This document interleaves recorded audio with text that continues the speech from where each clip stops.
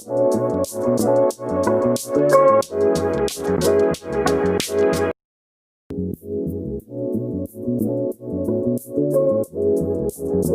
Everyone, welcome to live to learn. तो आज हम करने वाले हैं सेकंड क्वेश्चन का पहला पार्ट एक्सरसाइज 3.6 से। तो देखते हैं क्वेश्चन है क्या। Ritu can row downstream 20 kilometres in 2 hours and upstream 4 kilometres in 2 hours। Find the speed of rowing in still water and the speed of the current. तो इस क्वेश्चन में हमें ऋतु की रोइंग स्पीड और करंट की speed निकालनी है। तो सबसे पहले तो समझते हैं क्वेश्चन है क्या। तो क्वेश्चन ये है कि एक स्ट्रीम है, इसमें जब ऋतु नीचे यानी कि डाउन स्ट्रीम को जाती है तो वो 20 किलोमीटर अराउंड 2 hours में कवर करती है। यानी कि ऋतु अपनी बोट से डाउन स्ट्रीम में 20 किलोमीटर 2 hours में कवर करती है, और जब वो अपस्ट्रीम जाती है यानी कि ऊपर को,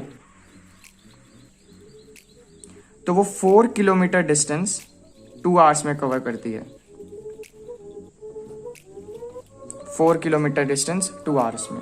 लेकिन इन दोनों कंडीशंस में एक बात का फ़र्क है कि जब वो डाउन स्ट्रीम आती है तब जो करंट की स्पीड होती है और जो उसकी स्पीड होती है वो दोनों ऐड होती हैं, वो दोनों साथ होती हैं।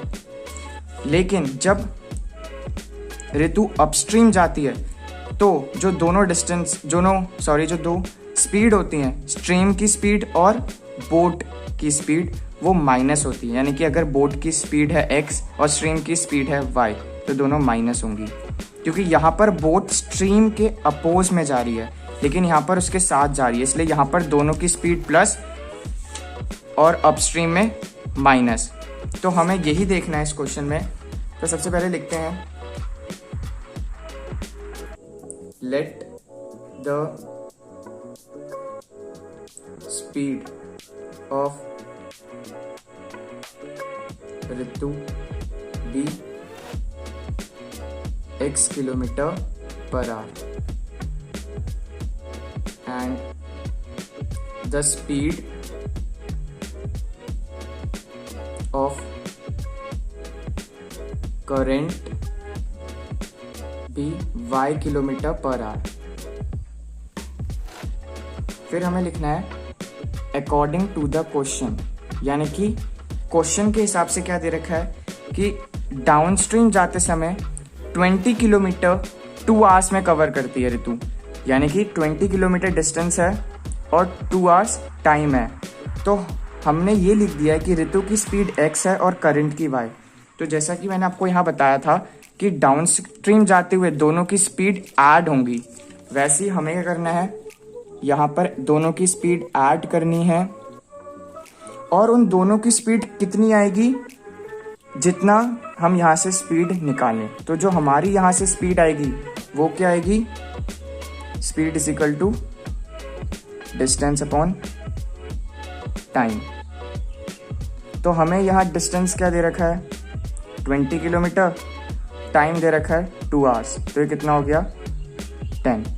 तो इन दोनों की जो स्पीड होगी वो 10 के बराबर होगी, यानी कि ये हमारी पहली इक्वेशन है, इक्वेशन 1। ऐसे ही हम अपनी दूसरी इक्वेशन बनाएंगे। तो जो हमारा दूसरा केस था वो था अपस्ट्रीम का। तो हमें पता है कि अपस्ट्रीम में जो हमारी स्पीड होती है वो माइनस होती है।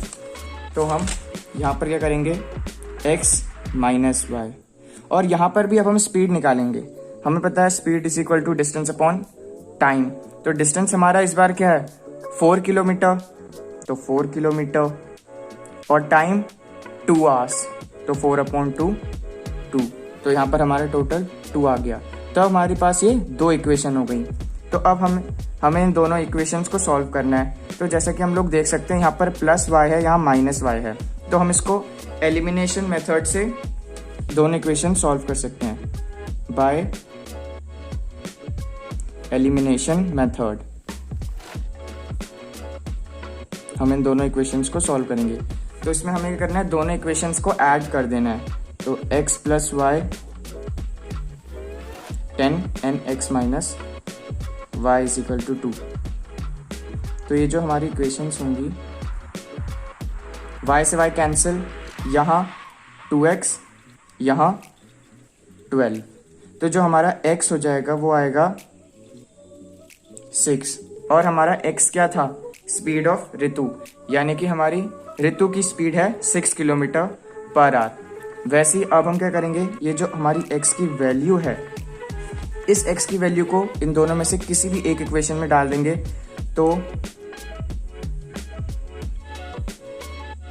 Putting the value of x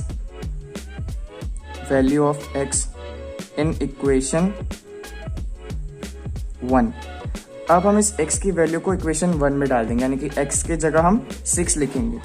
6 + y = 10, तो जो हमारा y है वो कितना आ जाएगा? 4। तो हमारी दोनों वैल्यूज आ चुकी हैं, यानी कि स्पीड ऑफ ऋतु भी आ चुके हैं एंड स्पीड ऑफ करंट भी। तो हमारी लास्ट लाइन हो जाएगी, सो स्पीड ऑफ